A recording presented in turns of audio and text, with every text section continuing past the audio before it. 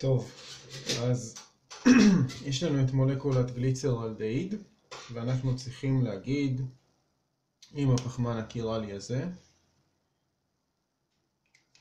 הוא R או S. קודם כל, איך אנחנו יודעים שהוא פחמן קירלי? הוא מחובר ל4 קבוצות שונות.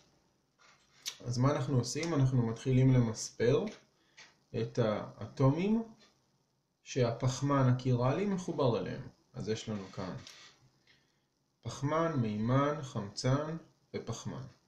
קודם כל נתחיל מהרביעי.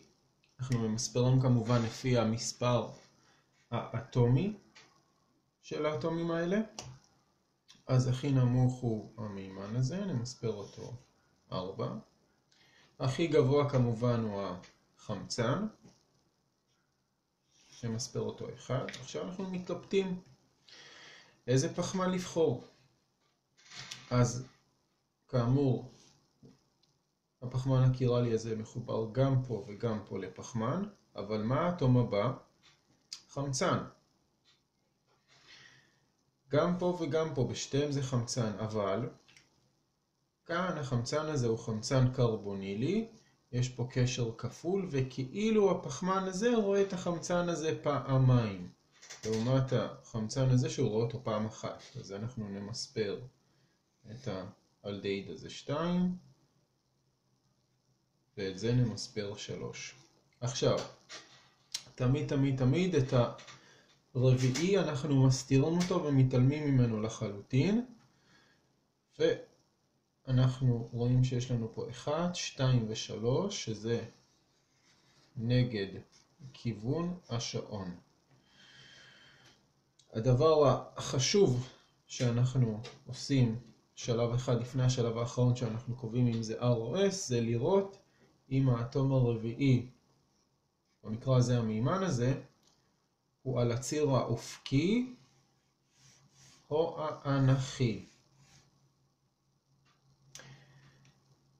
הוא נמצא כאן בציר האופקי, מה שאומר שאם קיבלנו כאן נגד כיוון השעון, שזה יעני S, אם המימן הזה נמצא בציר האופקי, אז הוא יהפוך את זה ל-R. אם האטום הרביעי נמצא במישור הזה, והיה לנו יוצא שזה בעצם counter clockwise, שזה נגד כיוון השעון, היינו משאירים את זה ככה, אבל אם הוא על הציר הזה, תמיד מה שיוצא לנו פה אנחנו צריכים להפוך אותו. אז התשובה זה R. אז אחרי שלמדנו את העיקרון במולקולה הקודמת בגליצרלדהיד, נסתכל על המולקולה הזאת. אולי אתם מזהים, אולי אתם לא, אבל זה חומצה אמינית אלנין.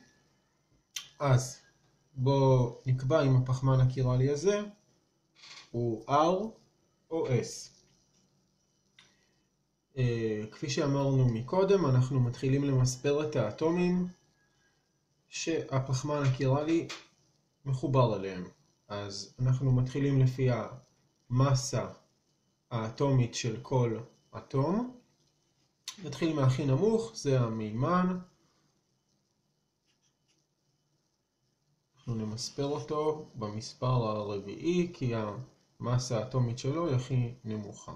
המסה האטומית הכי גבוהה זה החנקן. אנחנו נמספר 1, וכאן וכאן יש לנו 2 פחמנים. מאחר שהפחמן הזה מחובר למימן, והפחמן הזה מחובר לחמצן, אנחנו נותנים לו עדיפות גבוהה יותר, נמספר אותו 2 ואת זה נמספר 3.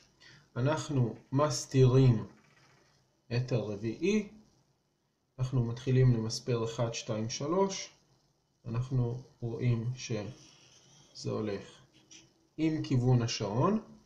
מאחר שהמספר הרביעי הוא על הציר האנכי, אנחנו רואים שזה מסתובב לפי כיוון השעון, אז R יהיה R.